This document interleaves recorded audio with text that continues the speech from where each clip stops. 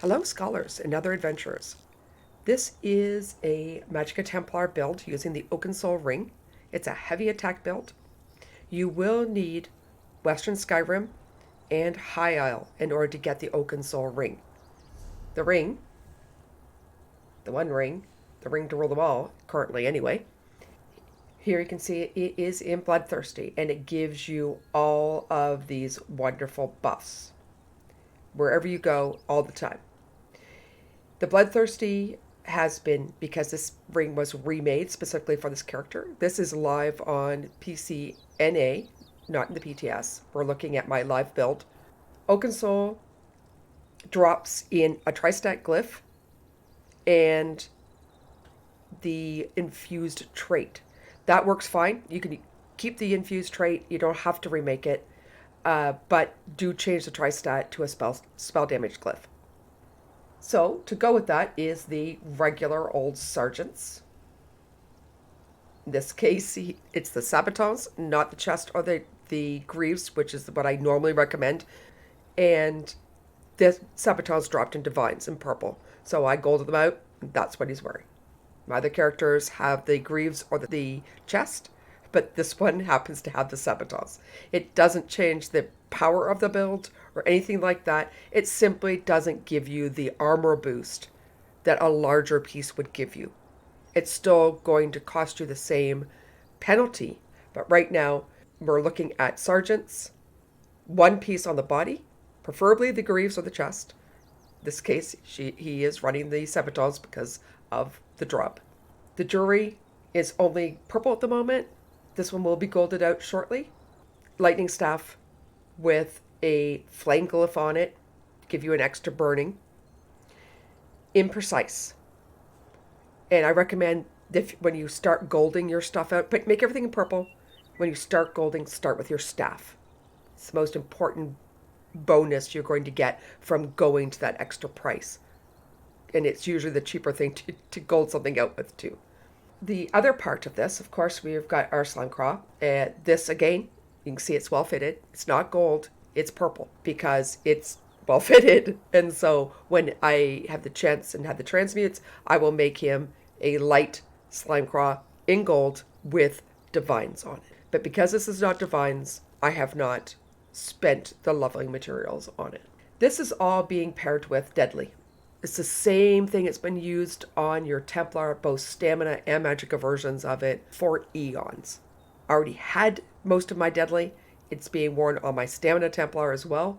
It is a set to have in your arsenal. As you can see, it's still purple. This one's only infused. This one's only infused. You know, the one piece that's in divines is I golded it out already. And it may all stay purple even when it is divines. I don't tend to, between two gold pieces here, this will eventually be gold, that'll eventually be gold, and your weapon being gold, honestly, that's good enough. One of the biggest bonuses to golding out is the jewelry with Bloodthirsty on it. The other ones don't matter so much, but with Bloodthirsty, it actually has quite an impact to go up to gold. So eventually the neck will be gold. Nothing on the back bar. Don't put a weapon on your back bar if you're running a one bar build with an Oakensoul ring on. So that is our gear.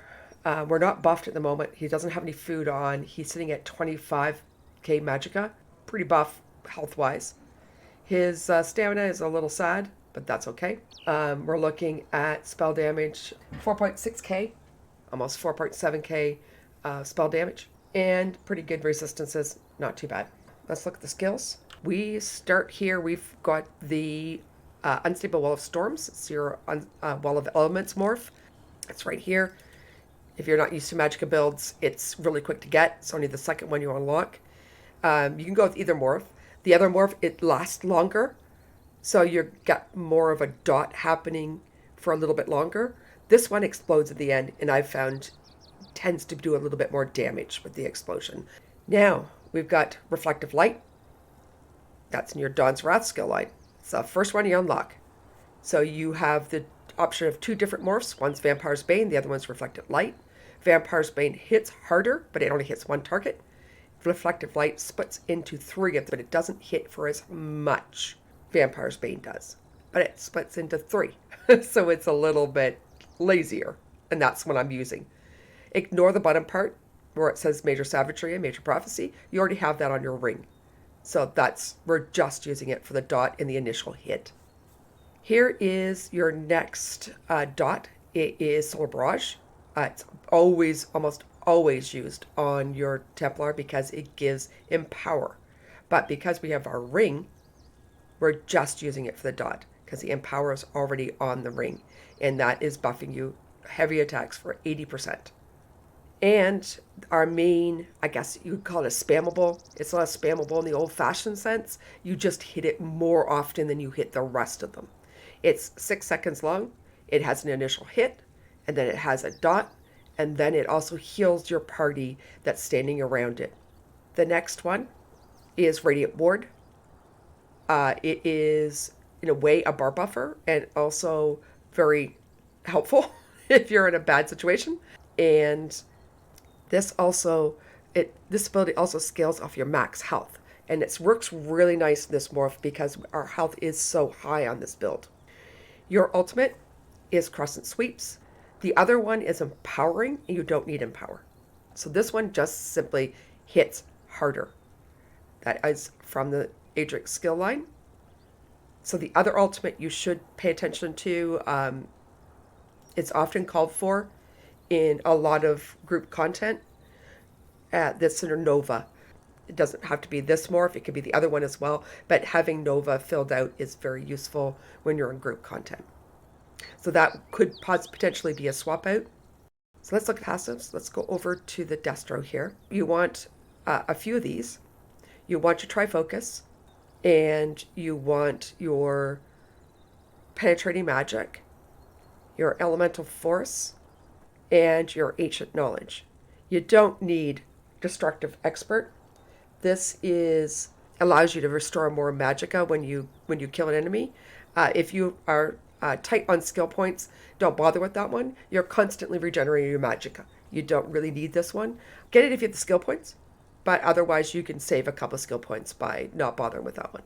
Far as your skills go, we always have this one or this one on our bar. And potentially in groups that already have sorcerers in them. Sorcerers, especially if they're mag builds, are usually running Wall of Storms. They have passives to buff lightning damage, so the Wall of Storms hits harder for them than for any other class. But if it's already covered, swap that for Blazing Spears. It's another dot. It lasts for 10 seconds, same as the Wall of Storms. That would be your swappable.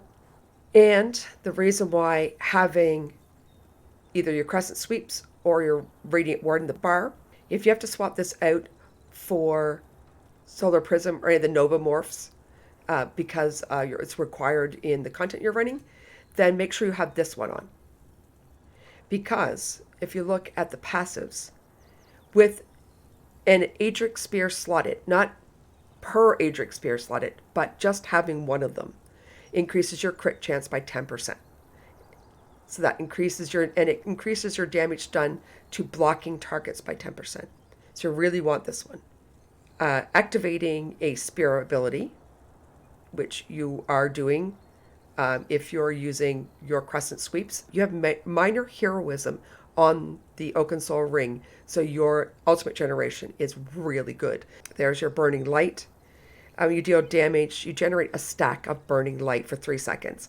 After reaching 4 stacks, you deal an additional Magicka damage. This effect can happen once every half second. Balanced Warrior increases your weapon and spell damage by 6% and physical resistance. Get all those. Honestly, all those passives, you're going to want them. Dawn's Wrath. Remember, your spammable is this. You've got Solar Barrage and you've got Reflected Light on your bar. Having this passive increases your duration of these abilities, including your Nova, if you have that slotted. And if you cast one in combat, which you're always doing, not only do you have minor heroism, but you have this, which also generates 3 ultimate. And this can occur every 6 seconds. So pretty much every time you cast this, which is 6 seconds, you are gaining 3 ultimate on top of your already accelerated ultimate gain. And then Illuminate. Casting a Dawn's Wrath ability grants minor sorcery. You have major sorcery on your ring, but you don't have minor sorcery on your ring. So this is an additional 10% damage, and you give it to your group members. And this, though, you don't need the restoring of your Magicka. Having the extra restoring of your health, stamina, and ultimate is also major, right? Your ultimate is coming back so fast. And we're not using any restoring light abilities, but another swap out, you could, as long as you still have your Crescent sweeps on your bar, swap if you're not having any problems, but you have teammates who are having problems. You don't have a Templar another Templar in the group, like a healer or a tank, then having Radiant Aura on your bar buffs you, and if you activate it, it helps your group. So that is a very handy thing to have as a swap out for this one, if you're in content where your teammates are struggling. In additional content where you're having a lot of problem, you're running solo vet content, and you're struggling a little bit, you can still put on Ritual of Retribution in the place of your Solar Barrage, or Restoring Focus instead of your Solar Barrage.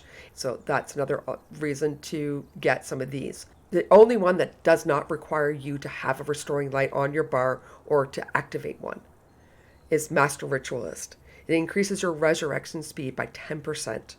And the people you resurrect come back with 50% more health, or if once I click that little button there and upgrade it, 100% more. So let's do that. And you can see now, your resurrected colleagues now come back with 100% more health. So out of these, you're not likely to use them if you've got the skill points to spare. Fill them out. You may get into a situation where you need to run one of these, and therefore you'll get the extra buffs. But otherwise, take this one. Let's look at our armor. We're wearing medium armor. The ones you're going to want to worry about first is your agility, which increases your weapon and spell damage by 2% for every piece of medium armor worn. Current bonus, 10%. And dexterity, which increases your crit damage and crit healing by 2% per piece of medium armor you're wearing. Now current bonus is 10%. Take the others if you want them. It helps with your movement speed. Makes you a little quite speedy in this build. You are wearing one piece of light and one piece of heavy. So in light, that one's important, especially because of the medium gear. If we're running light gear, I wouldn't worry about it as much, but with the medium gear, this is very handy to have.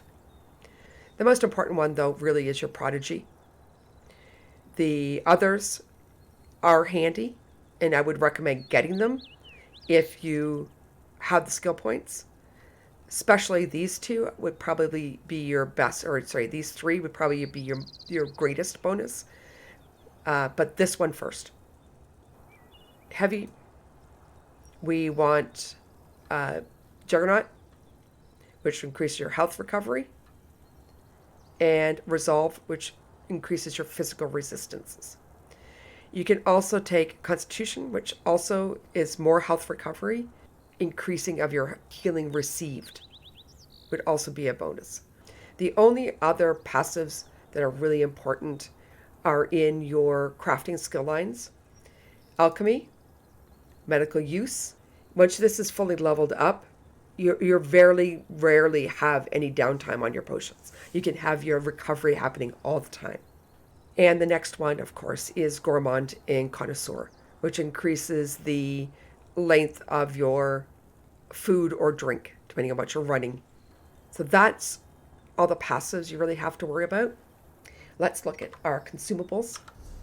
So he's got an enormous amount of Tri-Stat potions. So use them. Right now, you don't need spell damage potions. All the buffs that your spell damage potions give you is already on your ring. The other one you can use, if you don't have this huge store of Tri-Stat potions, then you can use this one. It's an Essence of Immovability. gives you health and stamina back, which is usually what you're going to be lacking, not Magicka, and you become immune to knockbacks. So, essence of immovability, next best to just using a tri-stat potion. You can see here, brings back 906, and it brings back 7582 stamina. That's the same as what you're seeing here. So those, they're given to you anyway. Might as well just use them. Food-wise, there's a few different options. If you have the money and you like to go fishing, you can also use these. These are expensive. They do last for 2 hours, but they're expensive to make. We have much cheaper options. They are Jagga Drenched Mud Balls, what can give you max Magicka, max stamina. Or the best one that I use most of the time is Mistral Banana Bunny Hash, which gives you max health and max Magicka, just like the Artaeum Prickled Fish Bowl does, same amount and everything, but it only lasts for an hour. The recipe is really cheap. You don't have to be very high in provisioning to even make it. So why not, right? Just get it. Get it in all your alts, for that matter. The other ones I would recommend, Princess Delight, Sweet Sanguine Apples, Old Aldmeri, Orphan Gruel. Those are all the highest max stat you can get for Magicka. It's 5600 Magicka. So the one stat. But you can make them with, I think one of them is like provisioning level 1. You can have them on all your alts that are running 1-bar builds. The potions of immovability that we just talked about that resist knockback, those are easy to make as well if you don't have the tripods. They are made with columbine, bogloss, or bugloss, depending how you like to say it, Numerous Rot. So they're super cheap to make. Let's look at CP. The only thing in here to really consider that would be different for running a 1-bar build is you might want to prioritize this passive because you go through your enchantments really fast. Next, CP. Your warfare with a heavy attack build. The priority slottables, and you should always prioritize your slottables first, is Weapons Expert. If you do have lots of CP, get these. You're not running any martial abilities. You're only running Magicka ones. This gives you 100 weapon and spell damage to your magical attacks. And you're doing magic, you're doing lightning, so shock, and you're doing flame damage with this build. So I would recommend getting these. Primary slottable, this one. This one boosts your heavy attacks by 4% per stage. Right now, I've got an extra bonus of 20% because you're continuously heavy attacking. You really need this. Now, the second most important, or equally most important, is your deadly aim. Your heavy attack is a direct single target attack with splash damage. So it hits an AoE, but the initial attack, the one that you're targeting, that is a direct single target attack. So this is essential as well. It gives you 6% damage to that attack. Everything we're running is a dot. So you want Thurmaturge. Those three are the essential ones. And you're going to be behind the target because you're in contact with a tank who's going to turn things away from you. Most group content. You want Backstabber. If you are going to be fighting dragons or the M-boss in Dreadsail Wreath, put on your Biting Aura. Then you don't even have to worry about swapping it. Far as fitness goes, because his armor is already so high that I've been running these 3, so I don't have to swap between these 2 like I've done with the other builds. If you're soloing, then I put this on instead of this. Boundless Vitality, Spirit Mastery for group content, Fortified if you're solo or overland and not part of a organized group, Strategic Reserve, which gives you health back for every 10 ultimates you have, then Stamina Return, because you are already got so much Magicka, you don't need this one, which would be the normal one you would run on a Magicka build if it's a 2-bar. Get these 2. get these two. If you're in group content, get this one. Well, let's look at the rotation. We'll do a parse. So, not much in the way of pre-buffs. If you've got a target you know is going to move after it hit it, you can get your buffs out first. And then hit your heavy attacks. If something you know is going to stand around for a little bit, you can just go them out, weaving them with your heavy attacks. So you could just start the fight, get in it, start heavy attacking, hit them with the other long range one by that point, or by the other long time one. Keep spamming your 6. Keep spinning. Keep your dots up.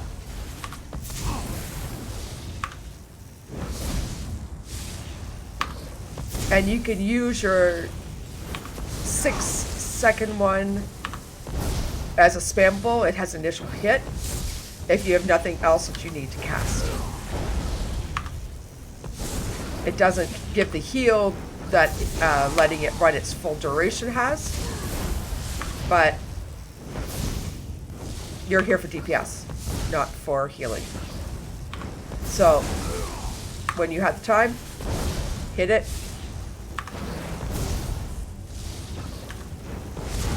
And everything, the ultimate comes up so fast, you'll be using your Crescent sweeps quite often.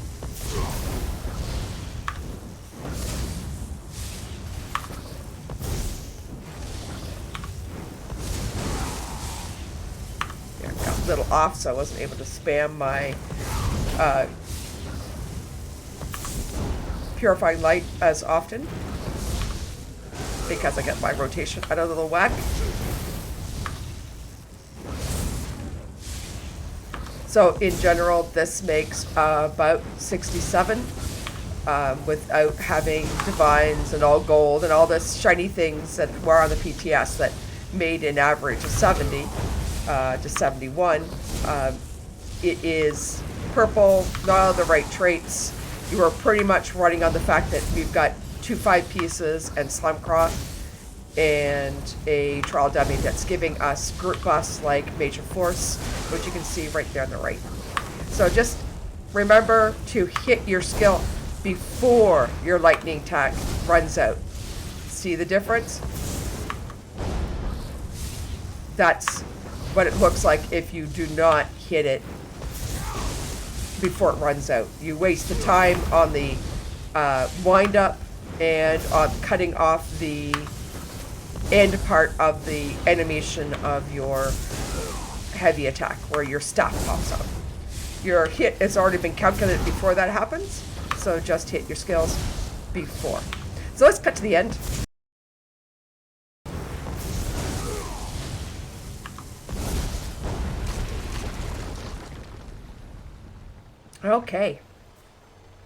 Okay, so not a stellar parse. We're looking at 64.9. Normally the average is about 66 if I'm just doing the parses, dancing around the target dummy.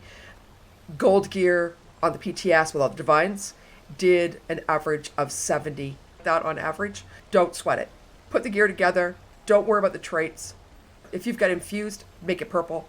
If it's divines, make it just put it purple or make it gold if it's the chest or greaves or whatever. But don't sweat it. Just getting the build together and running it, getting the skills leveled up.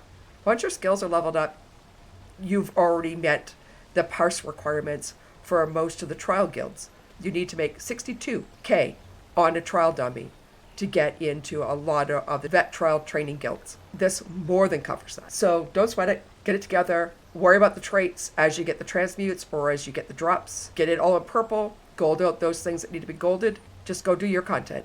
If you have any questions, if you're a member of the Scholars Guild, you can attend my help desk hours and just drop into the general chat in Discord, or direct message me in game, or type into the events chat looking for some help during the help desk. And I'd be more than happy to help you. If you're an adventurer out there in ESO, or even if you're a member of Scholars, you can check me out on Twitch. I stream 4 days a week, Monday, Tuesday, Wednesday, and Thursday. My schedule is posted. Just drop by, say hi, and ask questions or just chat.